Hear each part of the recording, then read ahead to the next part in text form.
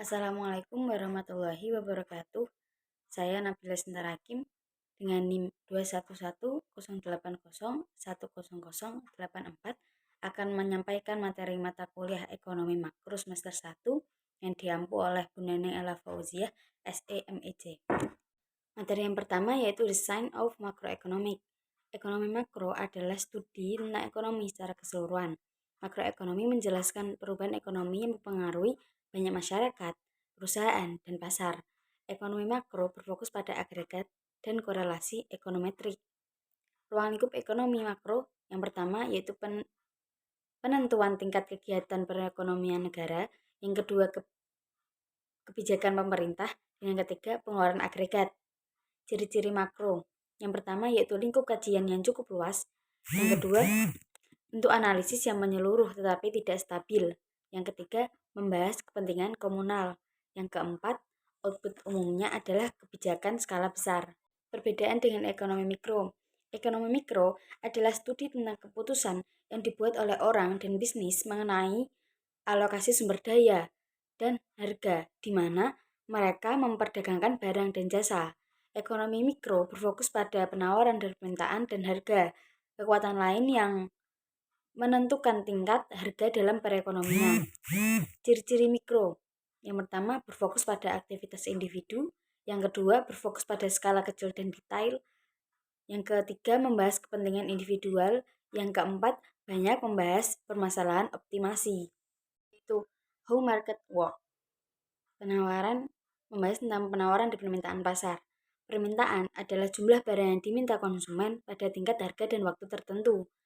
Beberapa faktor yang memengaruhi permintaan. Yang pertama harga barang, pendapatan konsumen, selera masyarakat, harga barang lain, jumlah penduduk, dan ramalan masa mendatang.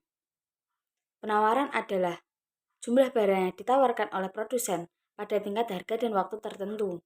Faktor yang mengaruhi penawaran, harga barang, biaya produksi, tingkat teknologi, jumlah tujuan perusahaan, dan selera masyarakat. Selanjutnya, the data of macroeconomic, perhitungan produk domestik bruto dan consumer price index. Produk domestik bruto atau PDB adalah nilai pasar semua barang dan jasa yang diproduksi oleh suatu negara pada periode tertentu. PDB atas dasar berlaku menggambarkan nilai tambah barang dan jasa yang dihitung menggunakan harga yang berlaku setiap tahunnya. PDB atas dasar konstan menunjukkan nilai tambahan barang dan jasa tersebut yang dihitung menggunakan harga yang berlaku pada satu tahun tertentu sebagai dasar. Selanjutnya, PDB atas dasar harga berlaku dapat digunakan untuk melihat pergeseran dan struktur ekonomi, sedangkan harga konstan digunakan untuk mengetahui pertumbuhan ekonomi dari tahun ke tahun. Customer Price Index adalah alat ukur yang berguna untuk menilai perubahan rata-rata suatu produk yang dihitung dengan melakukan pemantauan terhadap perubahan harga pada setiap produk.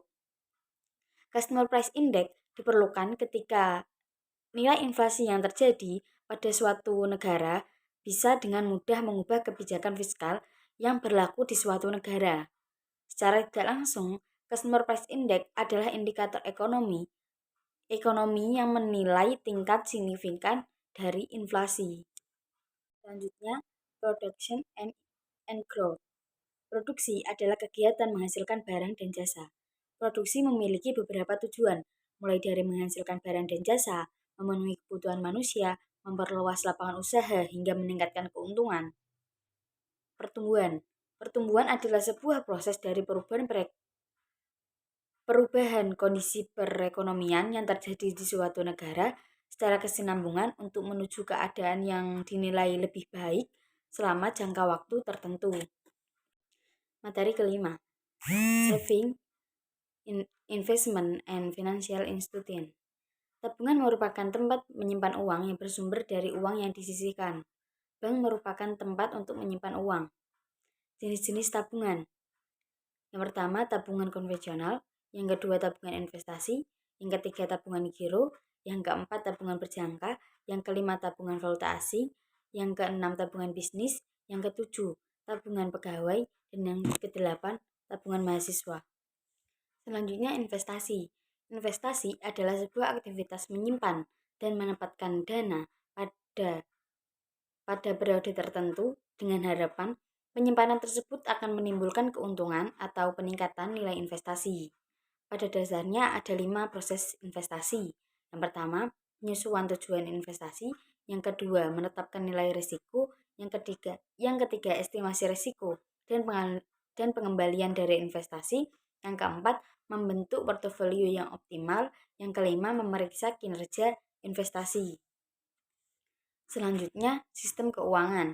Sistem keuangan adalah suatu kondisi yang memungkinkan sistem keuangan nasional yang berfungsi efektif dan efisien serta mampu bertahan terhadap internal dan eksternal. Fungsi sistem keuangan yaitu mengalihkan dana-dana dari pihak yang mengalami kelebihan dana atau surplus kepada pihak yang kekurangan dana atau deposit. Selanjutnya, unemployment atau pengangguran.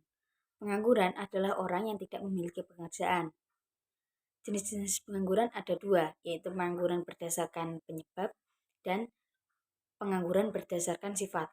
Yang pertama, pengangguran berdasarkan penyebabnya, yaitu pengangguran struktural, pengangguran konjungtur, pengangguran friksional, pengangguran musiman, pengangguran teknologi, dan pengangguran voluntari. Yang kedua, pengangguran berdasarkan sifatnya, pengangguran terbuka, setengah menganggur, dan pengangguran terselubung. Selanjutnya, the monetary system. Sistem moneter adalah sistem yang menetapkan kebijakan dan tindakan-tindakan yang mempengaruhi interaksi faktor moneter dalam suatu negara, termasuk cadangan valuta asing. Fungsi moneter yaitu melaksanakan atau menyelenggarakan mekanisme lalu lintas pembayaran yang efektif dan efisien dengan biaya dan hambatan seminimal mungkin. Yang kedua, menjadi perantara atau penghubung atau intermediari antara penyimpangan atau penabung sebagai pemilik dana dengan penanam modal sebagai pemakai dana.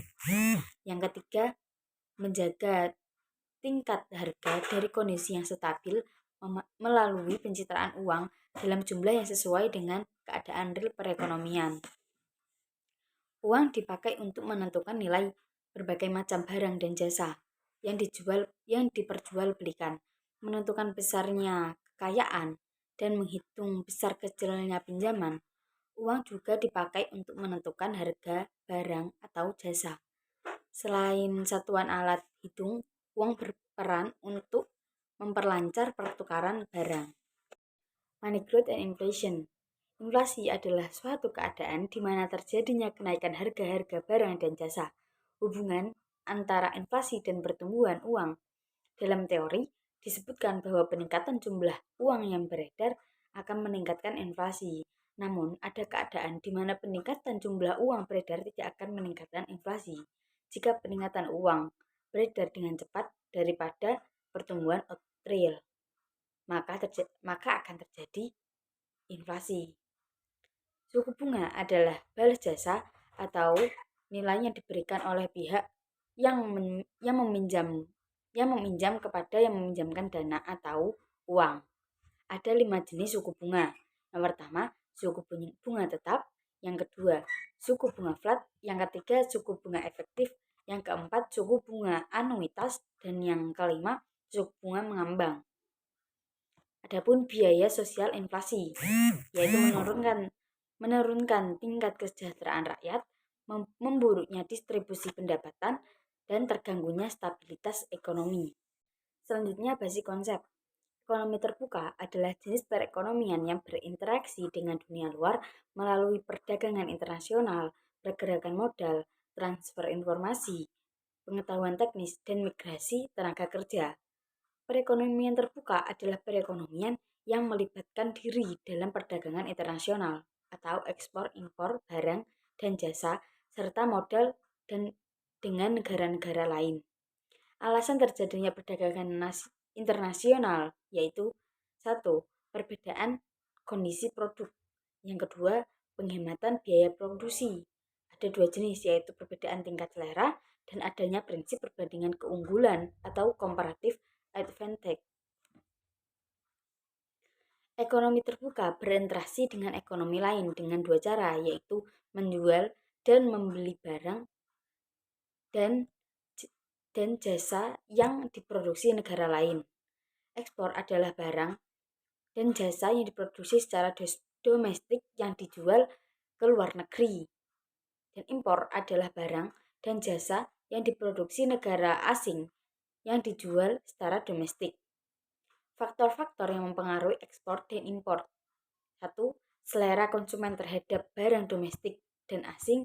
Yang kedua, harga barang dalam negeri dan luar negeri. Yang ketiga, nilai tukar, di mana orang-orang dapat menggunakan mata uang domestik untuk membeli mata uang asing. Yang keempat, pendapatan konsumen di dalam negeri dan di luar negeri.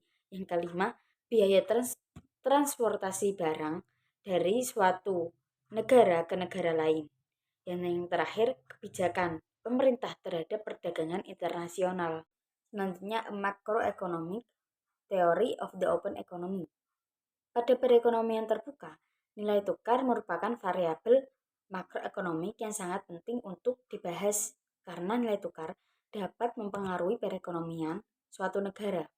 Semakin kuat nilai tukar, maka semakin baik pula perekonomiannya. Selanjutnya, permintaan agregat dan penawaran agregat. Permintaan agregat adalah seluruh permintaan terhadap barang dan jasa yang terjadi dalam suatu perekonomian baik yang berasal dari luar negeri maupun dalam negeri. Faktor yang mempengaruhi permintaan agregat yaitu perubahan suku bunga, tingkatan pendapatan dan kesejahteraan masyarakat, perubahan ekspektasi inflasi, penurunan nilai tukar mata uang. Penawaran agregat. Penawaran agregat adalah jumlah seluruh barang akhir dan jasa-jasa di dalam perekonomian yang dijual atau ditawarkan oleh perusahaan-perusahaan pada berbagai tingkat harga. Faktor yang mempengaruhi penawaran agregat yaitu harga input seperti upah, ekspektasi harga masa depan, pajak bisnis, subsidi produksi, apresiasi mata uang domestik, pasokan tenaga kerja dan kualitasnya, dan teknologi. Selanjutnya, the short-run trade-off between inflation and unemployment. Hubungan antara inflasi dan pengangguran. Kurva Philip adalah hubungan terbalik antara tingkat pengangguran dengan tingkat kenaikan inflasi upah. Kurva Philip memberikan gambaran mengenai kausalitas proses inflasi. Suatu daerah akan mengusahakan tingkat pengangguran yang lebih rendah apabila membayar dengan tingkat inflasi yang lebih tinggi. Rendahnya tingkat pengangguran dianggap memiliki keterkaitan dengan ketatnya pasar tenaga kerja dan tingginya tingkat pendapatan dan permintaan konsumen. Terjadinya trade-off antara inflasi dan pengangguran, para pengambil kebijakan dihadapkan pada dua pilihan. Apakah mau menerima inflasi meningkat dengan pengangguran menurun atau dengan menerima inflasi menurun dengan pengangguran meningkat. Yang terakhir yaitu penghantar anggaran pemerintah.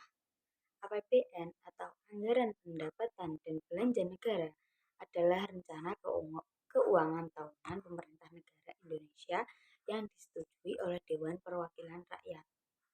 APBN berisi daftar sistematis dan terperinci yang memuat rencana penerimaan dan pengeluaran negara selama 1 tahun anggaran. Kebijakan fiskal juga berguna untuk mengarahkan ekonomi suatu negara menjadi lebih dengan cara mengubah maupun memperbarui pengeluaran serta pemasukan pemerintah. Kebijakan fiskal dari sudut pandang Islam merupakan salah satu perangkat untuk mencapai tujuan syariah yang menurut Imam Ghazali termasuk peningkatan kesejahteraan dengan tetap menjaga keimanan, kehidupan, intelektualitas kekayaan, dan kepemilikan.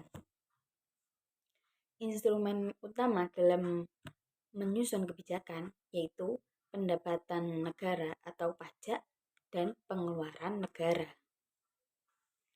Tujuan utama menetapkan kebijakan fiskal yaitu mencapai kestabilan dan meningkatkan perekonomian, membuka kesempatan kerja, dan menjaga stabilitas harga agar tetap terhindar dari inflasi. Fungsi kebijakan fiskal yaitu mengoptimalkan penggunaan sumber daya dan mengoptimalkan aktivitas investasi. Sekian dari saya. Wassalamualaikum warahmatullahi wabarakatuh.